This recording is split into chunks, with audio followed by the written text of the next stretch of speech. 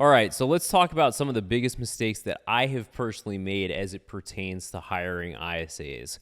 The first mistake that I made, and I've made this a number of times, but I don't make it that much anymore, is failing to understand that your first hire is probably not going to work out. Your second hire probably is not going to work out. Your third hire, that's probably not going to work out either. And really where I'm going with this is don't put all your eggs in one basket. So if you're looking to fill a single ISA position, expect to hire 3 ISAs to fill the one position. So if you're planning on building an ISA department, which I recommend because relying on one ISA, again, you're putting all your eggs in one basket and you're setting yourself up literally for failure, right? You have a single point of failure. That person leaves, gets sick, takes another job, goes MIA for some reason, you're toast, right? So I recommend, getting in the right mindset of it's a department, it's not a person. Don't put all your eggs in one basket. So the second thing that I wish I knew when I hired my first ISA, it really comes down to the fact that the interview is almost meaningless. And what I mean by that is it's really hard to evaluate what you're getting based on the interview as it pertains to sales.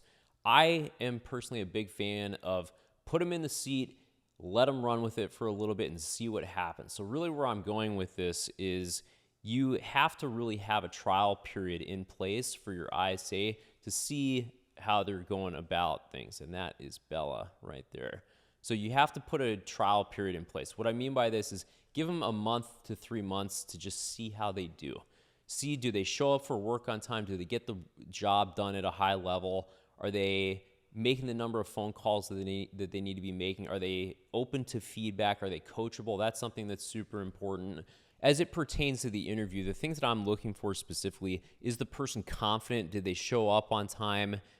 Do they look like they're going to fit the culture of the team? So when I'm talking about culture of the team, I'm looking for A players only. I'm not interested in B players. I'm not interested in C players. Are they going to fit the culture of the team? Are they going to jive with everybody? That's really important. And as you're building your organization, hiring for culture becomes more and more important as the organization grows because you are not able to micromanage people as much as you would with maybe say like 5 or 10 people on the team. So hiring for culture is important because that allows the team to sort of naturally develop over time. As it pertains to the interview though, you really don't know what you're going to get until the person actually gets on the job.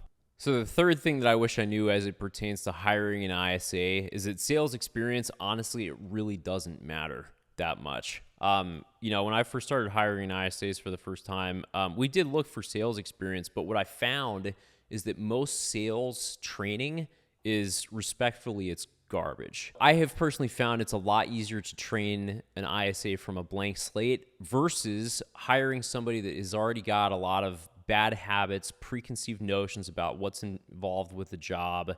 And, the reality is now the majority of the folks that we hire, they have zero sales experience.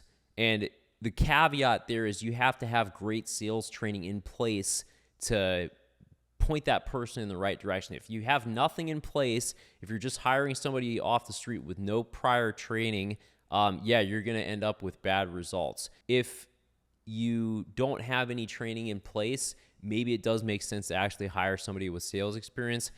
I have personally found after doing that, it doesn't really get you the results that you're looking for, honestly. And that wraps up the video for today. If you have any questions about hiring an ISA for the first time, drop them below. I'll catch you later. Peace.